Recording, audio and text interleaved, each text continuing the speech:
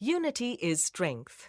In the jungle of Wakamba, there lived a group of friends: Husky the elephant, Pranky the rabbit, Snoopy the squirrel, and Melsa the deer. Every evening, they met near the waterfall. Melsa played with water. Husky enjoyed throwing water on all his friends. One day, Tyson the lion was hungry.